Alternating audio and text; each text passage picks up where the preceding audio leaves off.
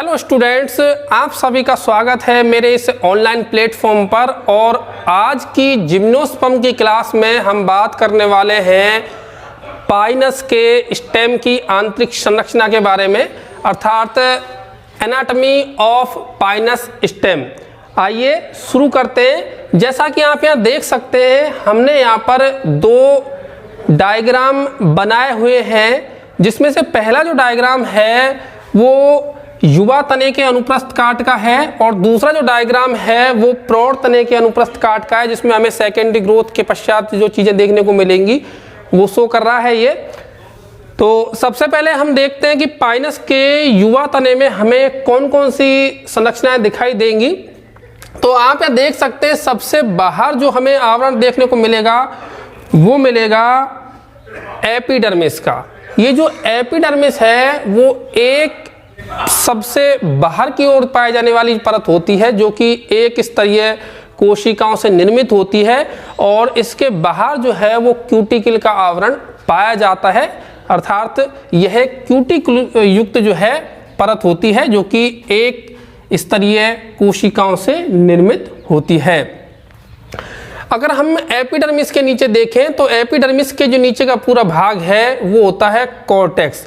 इस कॉर्टेक्स के अगर सबसे बाहरी भाग की बात करें तो यहाँ पर पाई जाएगी 3 से 4 परतीय हाइपोडर्मिस हमें देखने को मिलती है, जो कि स्क्लेरेनकाइमेटस कोशिकाओं से निर्मित होती है। तो इस एपिडर्मिस के नीचे जो है हाइपोडर्मिस पाई जाएगी, जो कि कॉर्टेक्स का सबसे बाहरी भाग बनाती है।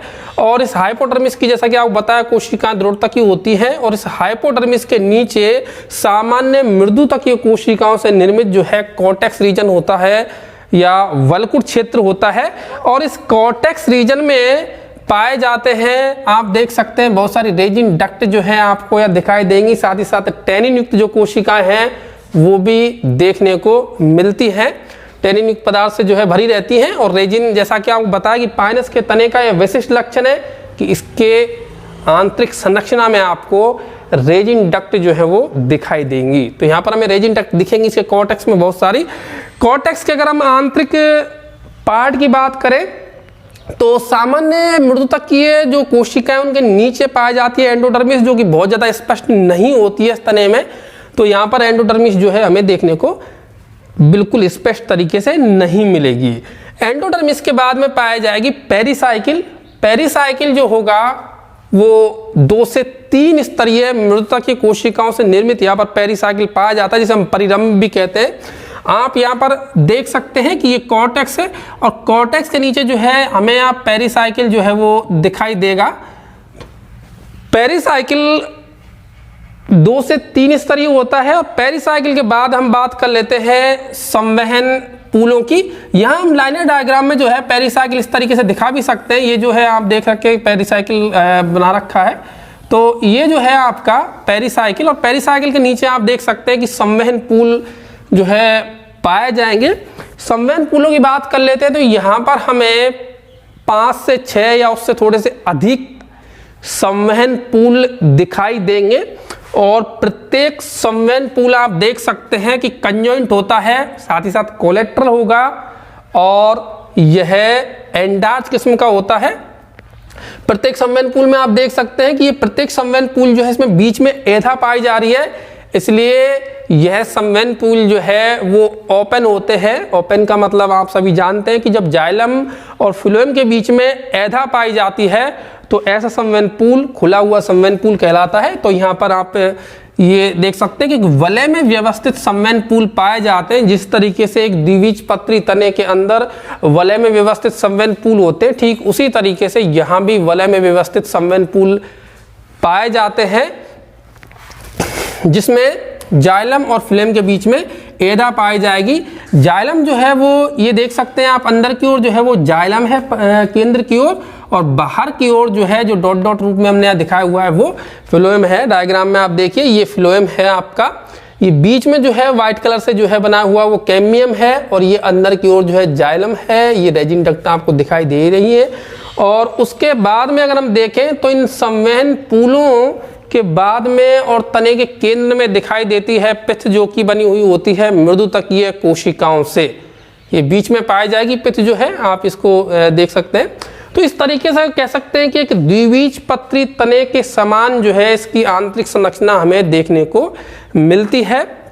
संवहनकूलों के बारे में आपको बता ही दिया है। यहाँ आप देख सकते हैं कि हमें लगभग 7 से 8 संवहनकूल जो कि एक वलय में व्यवस्थित हैं वो दिखाई दे रहे हैं, और प्रत्येक संवहनकूल जैसा कि आपको पूर्व में बताया कंजॉइंट होगा, कोलेट्रल होगा, ओपन होगा और वलय में व्यवस्थित होगा। ये तो बात हुई युवा तने के अनुप्रस्थ काट की, लेकिन जैसा कि आप सभी जानते हैं कि समय बढ़ने के साथ साथ तने के घेरे में होती है वृद्धि, और ये जो वृद्धि होगी तने के घेरे में वो होती है द्वितीयक ऊतकों के निर्माण से, और द्वितीयक ऊतकों के निर्माण को हम कहते हैं सेकेंडरी ग्रोथ या द्वितीयक वृद्धि। तो अब हम पाइनस के तने में द्वितीयक वृद्धि को समझ लेते हैं कि किस तरीके से द्वितीयक वृद्धि पाइनस के तने में होती है। तो आप यहाँ देख सकते हैं कि ये संवहनकूल जो है ये इनके बीच में काफ़ी सारे जो है खाली स्पेस बचा हुआ है। इन बीच में जो कैम्बियम पाई जाएगी, ये जो संवहनकूल के बीच में है, इसको हम अंतरापूलीय कैम्बियम या इंट्राफेसिकुलर कैम्बियम कहते हैं। ये कैम्बियम तो है ही, लेकिन बीच में जो दो संवहनकूलों के बीच की जो कोशिकाएं होती हैं वो मृतुत्व की जो कोशिकाओं से परिवर्तित हो जाती हैं विभजोतकी कोशिकाओं में या मेरिस्टेमिकीकृत कोशिकाएं हो जाती हैं और एधा का निर्माण करती हैं। तो इस तरीके से यहाँ पर जो है आपका एधा का निर्माण होने लग जाएगा, जिसको हम कहते हैं इंटरफेसिकुलर कैम्बियम। ये अंतरपूलीय एधा या अंतरापूलीय जो एधा जो है इस तरीके से पूरा एक रिंग का निर्माण कर देगी।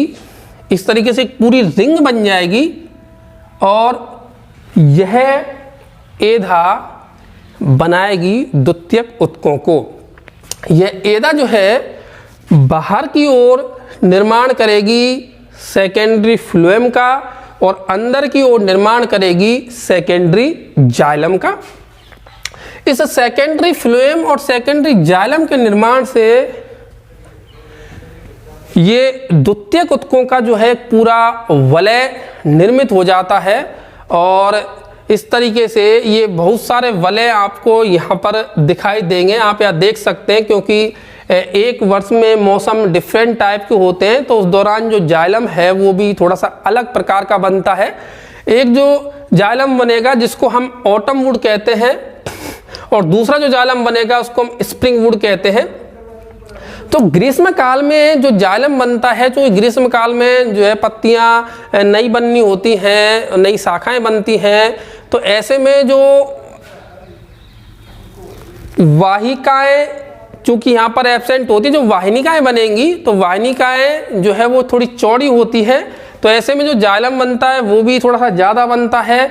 और जो सर्दियों में जाइलम बनेगा उसमें जो वाहिनिकाएं होती हैं वो थोड़े से सकरे व्यास की होती है, तो ऐसे में इन दोनों में थोड़ा सा जो है हमें अंतर देखने को मिलता है। और इस तरीके से ऑटम वुड और स्प्रिंग वुड जो है हमें दिखाई देंगे, और साथ ही साथ फ्लोएम। तो इनको मिलाकर के प्रतिवर्ष जो है एक रिंग का निर्माण होता है, जिनको हम एनुअल रिंग कहते हैं या वार्षिक वलय कहते हैं। और वार्षिक वलयों की संख्या के आधार पर आप किसी भी पेड़ की आयु का जो है अंदाजा भी लगा सकते हैं। हालांकि आपको मैं यहाँ पर एक बात बता दूं कि इसमें जो जाइलम बना हुआ होता है वो जाइलम वाहिनिकाओं का बना हुआ होता है, और साथ ही साथ बना हुआ होता है यह जाइलम पैरेन्काइमा का। यहाँ पर जाइलम में वाहिकाओं का या वेसल्स का सर्वथा अभाव पाया जाता है, जैसा कि आपको पूर्व में बताया है। तो यहाँ पर जो जाइलम होगा उसमें वाहिकाएं नहीं पाई जाएंगी।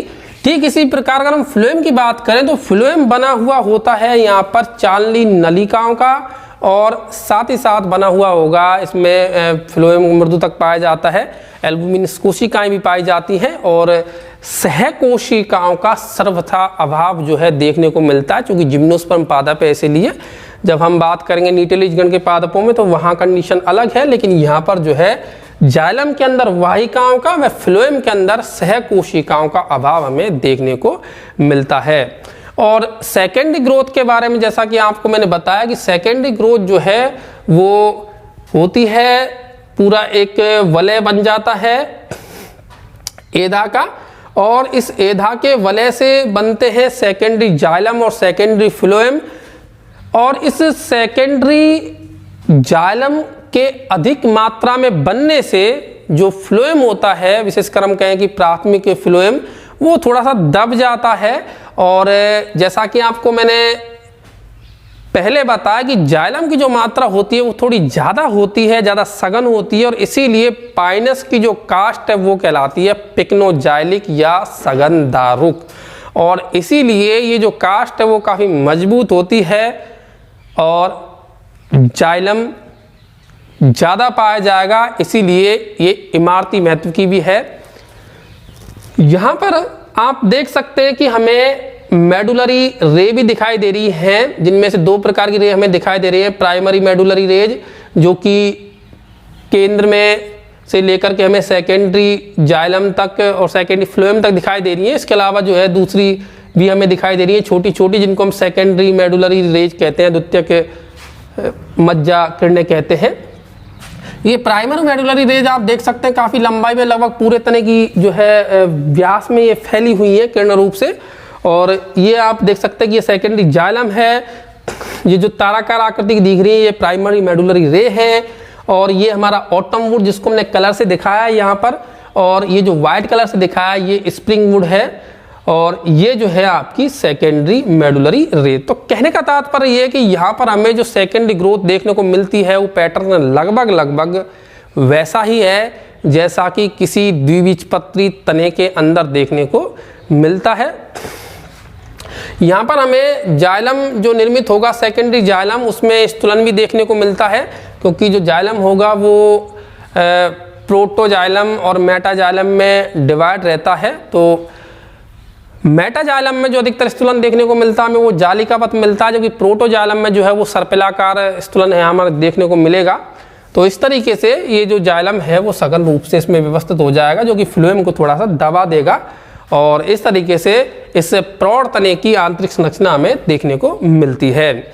आप सेलुलर डायग्राम के लिए किसी भी बुक में से सेलुलर डायग्राम देख सकते हैं और आप इसको और भी बेहतर तरीके से सेलुलर डायग्राम की मदद से समझ सकते हैं। लेकिन परीक्षा में आप चाहें तो लीनियर डायग्राम से भी काम चला सकते हैं, आरेखी डायग्राम से भी आप इसको समझा सकते हैं बहुत बेहतरीन तरीके से। इसी के साथ आज की हमारी यह क्लास यहीं पर समाप्त होती है। Thank you.